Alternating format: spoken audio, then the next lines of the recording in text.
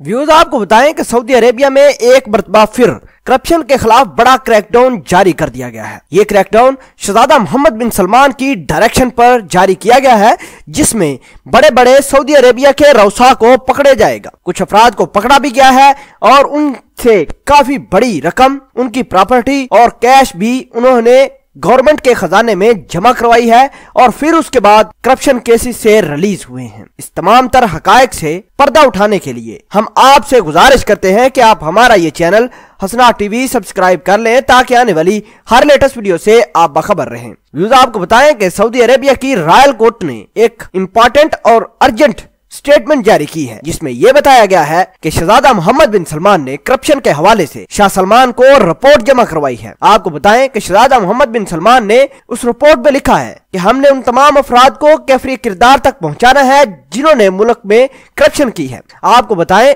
कि Saudi Arabia के आला ओहदेदारान के खिलाफ भी बड़ा क्रैकडाउन जारी कर दिया गया है। इसके अलावा सऊदी अरेबिया के शहजादा मोहम्मद बिन सलमान का यह भी कहना था कि हम उन अफराद को भी पकड़ेंगे जिन्होंने मुल्क के साथ मुल्क के पैसे और मुल्क की सिक्योरिटी के खिलाफ बगावत की है। हम आपको बताएं कि शहजादा मोहम्मद बिन सलमान ने बड़ा क्रैकडाउन जारी कर दिया है और बड़े पैमाने पर मुतल्लिका हुकाम को कार्रवाई करने की इजाजत भी दे दी है। तकरीबन 381 अफराद को अब तक गिरफ्तार किया गया है और बताया यह जा रहा है कि शहजादा मोहम्मद बिन सलमान ने यह जो कार्रवाई करने का हुक्म दिया है, यह न सिर्फ बिजनेसमैन या पार्टिकल ग्रुप के खिलाफ नहीं बल्कि सऊदी अरेबिया की रॉयल फैमिली के खिलाफ भी किया जा रहा है। इतलात के मुताबिक सऊदी अरेबिया की आला हुकाम ने इस बात पर इत्मीनान का इजहार किया है कि करप्शन पर नो कंप्रोमाइज। सऊदी अरेबिया की प्रेस एजेंसी SPA ने अपनी रिपोर्ट में इंकशाफ किया है कि supreme committee of public corruption cases ने तकरीबन 381 अफराद को बुलाया था इन्वेस्टिगेशन के लिए। इन 381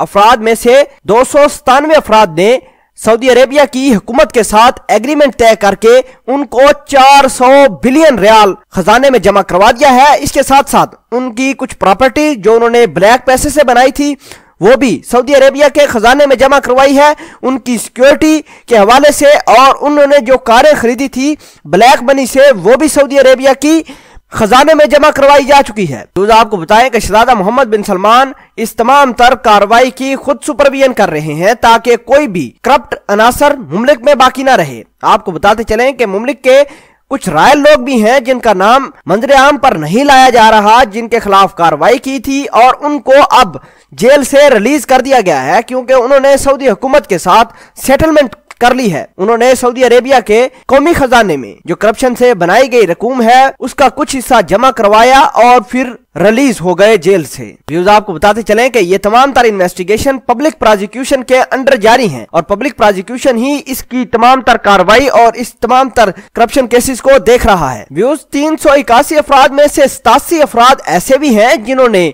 पैसे वापस करने से इनकार कर दिया है। उन्होंने कहा कि हमने कोई करप्शन नहीं की, लिहाजा हम कोई रुपया वापस भी नहीं करेंगे कौमी खजाने में। और इन 87 अफराद में से 56 अफराद ऐसे हैं जिनके ऊपर क्रिमिनल केसेस भी चलाए जाएंगे। 87 अफराद को अटॉर्नी जनरल के हवाले भी कर दिया गया है जो वहां उनकी मजीद इन्वेस्टिगेशन करेगा। आपको बताते चले कि शहजादा मोहम्मद बिन सलमान ने ये तमाम तर फैक्ट्स और फिगर शाह सलमान को भेज दिए हैं और वो इसके ऊपर रिव्यू करेंगे और देखेंगे कि कितने हद तक मुमलिक में पैसे रिकवर हुए हैं करप्शन केसेस से, कितने अनासर गिरफ्तार हुए हैं और कौन कौन आला ओहदेदारान से ताल्लुक रखता है। आपको बताते चले कि सऊदी अरेबिया के सरकारी अफीसरान के खिलाफ भी क्रैकडाउन जारी है, जिसमें जद्दा से लेकर तबूक तक तमाम तर इलाकों में कार्रवाइयां यकसा तौर पर जारी कर दी गई हैं और इसमें बड़े पैमाने पर गिरफ्तारियां भी जारी हैं ताकि मुल्क से शहजादा मोहम्मद बिन सलमान करप्शन खत्म करने के लिए पुरअज़म है। व्यूज ये थी वो खबर जिसके मुतालिक शहजादा मोहम्मद बिन सलमान ने रिपोर्ट जमा करवाई है और शाही